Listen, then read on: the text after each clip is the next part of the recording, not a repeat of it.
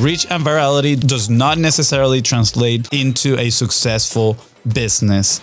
Resonance does. There's a lot of ways to do this, and it's not, let me repeat that, it is not with crazy post-production. It's not by hormosifying your clips. I think this is what's so important for you as a creator, to talk to whoever is helping you produce your content, or even yourself if you are the one doing it, and test things out. Well, of course, people can copy stories. Not many people can copy stories about yourself. Your story, but if you become a master storyteller, you're going to get people hooked. Look, for a local brick and mortar business owner, content is not to attract new leads. It's almost like to close the existing leads. Welcome, guys, to Content is Profit, your favorite podcast in the marketing and content world. Let's go. 1.5, top 1.5% in the world. Fonzie's laughing. Why are you laughing, dude? Because you're just practicing that and you messed it up. I messed it up so bad, but it's okay. Thanks to you. Thank you so much for listening. Thank you so much for watching, and thank you so much for your feedback. It's always appreciated. So I just want to say thank you, man. I'm very grateful. Very grateful that we have this show. It's good to live in a state of gratitude. So thank you for tuning in. And today I have a special topic for you. It's going to be Fast and Furious. Fast and Furious. Thank you, Fonzie, for setting this up. Okay. You got it. Talk to me. All right. Last time we talked about the Hack effect, virality. The right? What effect? Hack something like that. Hack dude. Oh, my bad. My bad. You know, I'm not too much on the mainstream. Oh, dude, but that being said, we talked a little bit about virality. Yes. Today, I want to push the topic a little further. We're not going to be talking about that. No. We're talking about resonance versus volume, reach, right? Like pushing or creativity. And I want to read something here before we start. There's a lot of people that talk about increasing reach and going viral. Most of it is tactics. Tactics are easy to consume. They sell. But not many talk about principles and about foundations, about how to increase resonance, how to attract the right fit for your community and your business and your podcast, of course. Reach and virality does not necessarily translate into a successful business. Resonance does. And you might be asking yourself, what is resonance? So I got a little Google definition here for you. Can I read it? Sure. Participate. There we go. Thank you, Fonzie. Thank you for, here we go. Resonance, the ability to evoke or suggest images, memories, and emotions. That is true. So, you know, I want to state here something. Share a story to illustrate That's what I was going to lead to, right? When we first started, you know, the content world, our reference was Gary Vaynerchuk. And he talks a lot about volume. And caveat I'm going to share, I do think volume has its place 100%. But a lot of people that listen to the message of volume for the first time, you know, are guilty of what happened to us, which we were like, all right, well, let's just put a whole bunch of, you know, throw a bunch of spaghetti towards the wall. And we started trying to put a lot of volume that was not sustainable. Yeah. And eventually we burned ourselves out, and we find ourselves in a position of, you know, burnout creatively. Mm-hmm. Like we had zero creativity. We didn't want to publish. We didn't want to continue until we kind of find our way back with the 45 live challenge, right? And we were like, you know what? Our volume and our cadence is this. Yeah. Like we pretty much figure out our bandwidth, what we could create. And we did our own personal challenge where we went live for 45 days in a row. Yeah. And the rest is history. Now, we need to ask ourselves, how can I evoke, you know, these images, memories, and emotions? And resonance, right, happens through these stories, through this messaging, right? And a lot of content, that is something that gets lost when people try to put a lot of volume, right? Without the right capacity. We've talked about it. Yeah. And this is when I say volume has its place. And volume might look a little bit different too. It's a little subjective for certain people, depending again on their capacity. But volume has its place. And I believe as long as we keep testing that resonance and those stories, because it might be more of a waste of efforts and a waste of resources to put random content out there, right? Than diminishing the volume in a way, but making sure that each piece has a certain level of resonance, right? Like a story, something that again evokes something on people. And this is why I think podcast clips, in a sense, are very challenging for a lot of people to make, because they just think, oh, there's a small inside part here on the podcast. I'm going to clip that and I'm going to put it out into the world. And those elements are the tactics that sell, on top, but they lack resonance, which is what is going to make people remember you. Like I remember a lot of frameworks and, a whole bunch of things, but I don't necessarily remember who shared them. But when I think about direct response marketing, I very well know who introduced me to that, because I got introduced through stories, lots of them, right? And I'm like, my mind goes immediately to Russell Brunson and ClickFunnels. Yeah, I also think, and I think like this gets confirmed every time that we do research on it. And yesterday we were doing a challenge with one of our partners, and we had a few hundred people in the room asking different questions, and we're talking about microclipping too, and we're talking about how do we identify the right clip? And I think sometimes people come in with let's say they want to create a podcast clip, but the expectation is, I'm expecting this clip to do as well as a resonant clip, or like a highly produced clip with a story, a crafted hook. And the truth is that they're two different things that people consume, right? And then on top of that, right, it might be the same platform, but it's a different kind of content, right, that we might create in. So, and this thought just popped up as you are explaining this, but it confirmed, because we cannot expect a clip that is extracted from something that is long form. Maybe the long form has the resonance, right, to be as intentional or to be as crafted as something that intentionally got crafted to fit those 59 seconds with that resonance, for example, right? Yeah. So I think like the way that we see those clips, and like, how do we assign the value to those, specific clips? And yes, to an extent, you can engineer based off of that, and we can talk specifically on the production.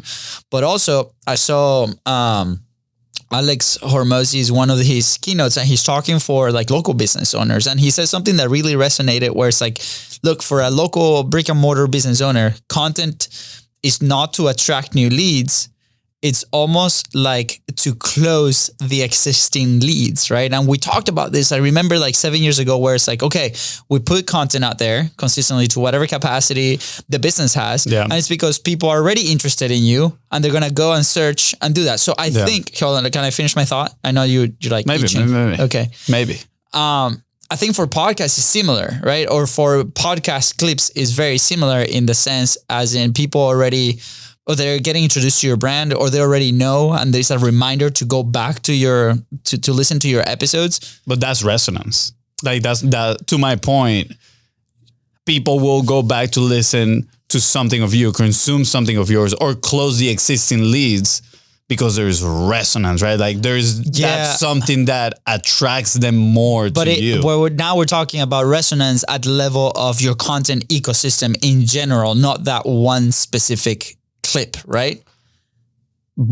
Okay, so I believe, first of all, clipping can be done in many different ways, right? Mm-hmm. But I do think there's a level of intent that people can put to make a clip like have more resonance. Obviously, there's levels to it, right? But you can always add context to something, or add a story to a simple fact that you're taking out of it.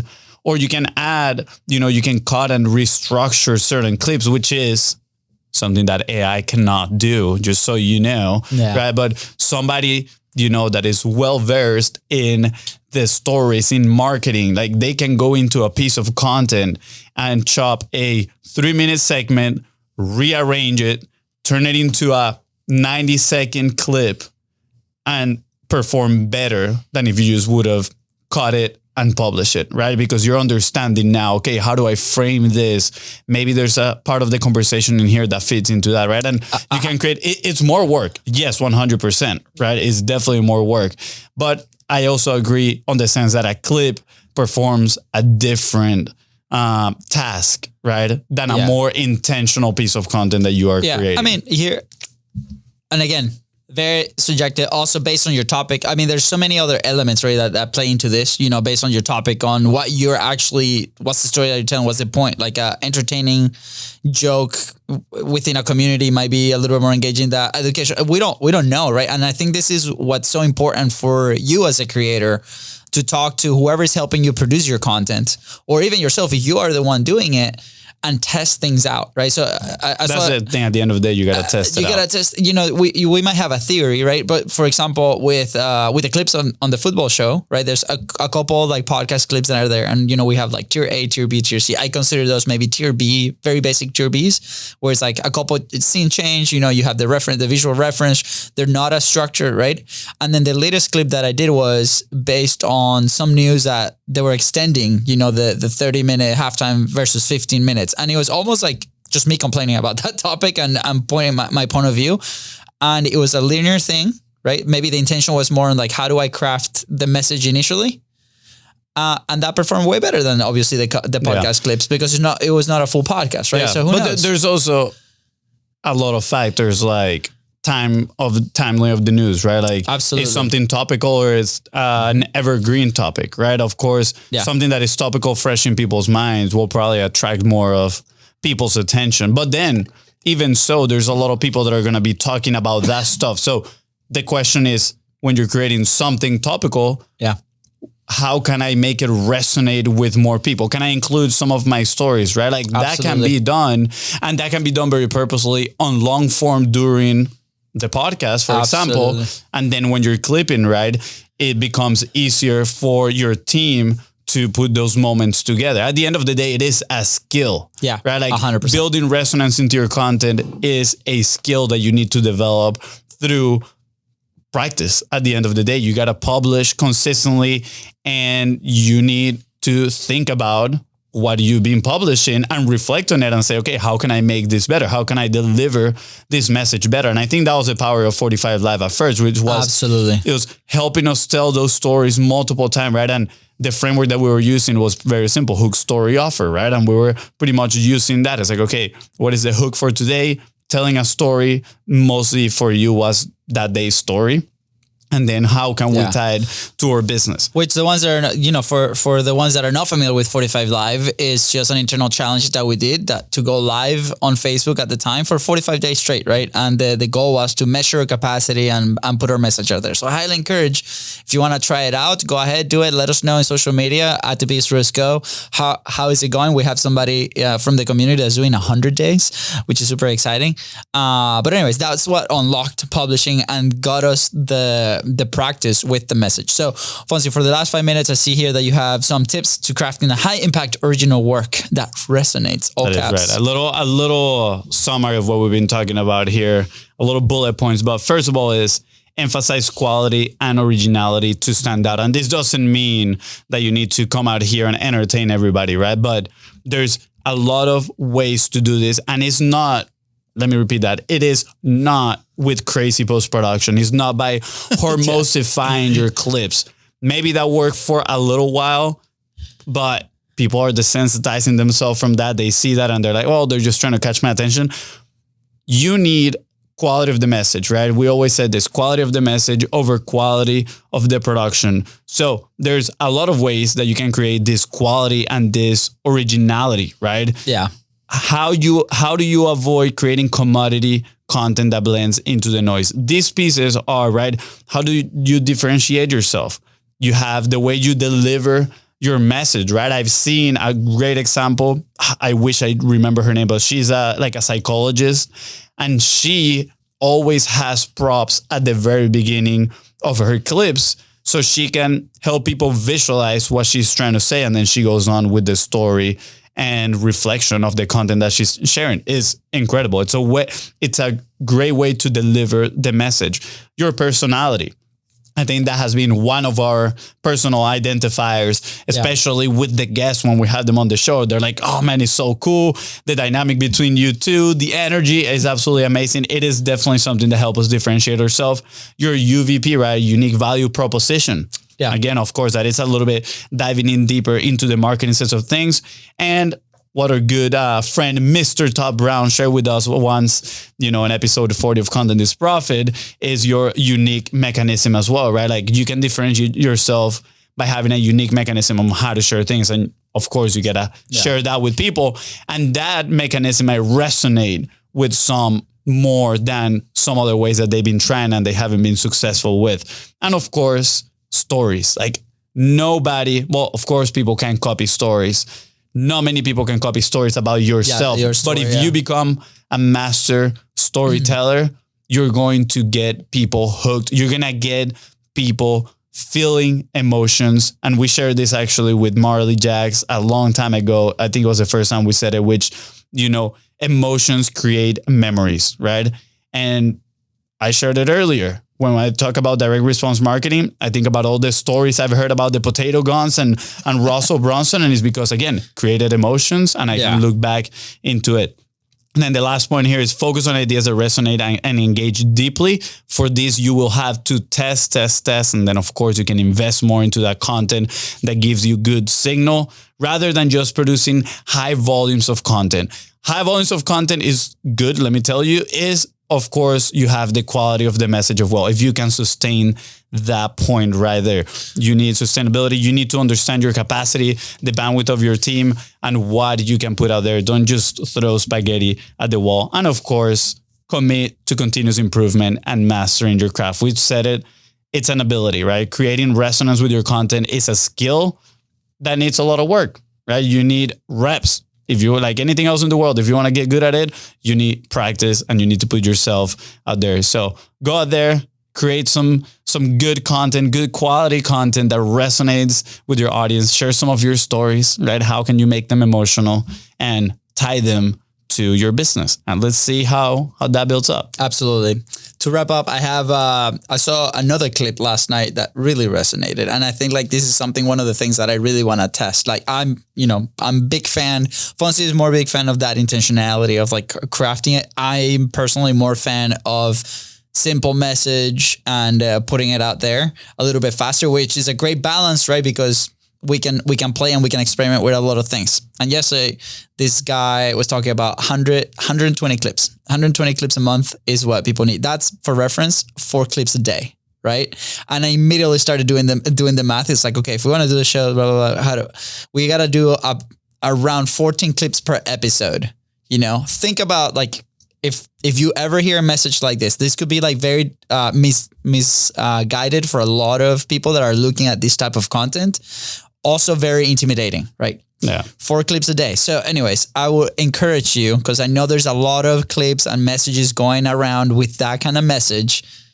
Take a personal inventory and your team's inventory of what is their capacity, and then decide of what's the volume that you guys want to test out for the next month. Be very, very specific. We have to record X amount of episodes. From each episode, we need X amount of clips, and start testing it out, because it's going to be the data is going to be very individualized to you, to your message, to the people, and the platforms are going to help, you put that content in front of your ideal audience. And if it's not attracting, maybe we have to work on that message and dial it down and invest more time into that. Anyways, I just thought it was interesting because my head immediately went to like, how many of those do we have to do every single episode? And honestly, to be honest, I would love to test it out and see what happens. All right, you go and produce them. You go and edit all the 120 clips. What are you complaining? You don't touch Content is Profit content. Just saying. But anyways. I know Mava ain't going to be happy about that. It's not going to be her. It's not going to be her. Anyways, guys, no, not that one. Guys, thank you so much to tune into the Content is Profit podcast. Go ahead and follow the show in your favorite podcasting platform and on social media at BizBrosco. That is right. If today's episode helped you move one step closer towards great content, please don't forget to share this episode. And of course, don't forget to leave a 5-star review. See ya. Bye, guys.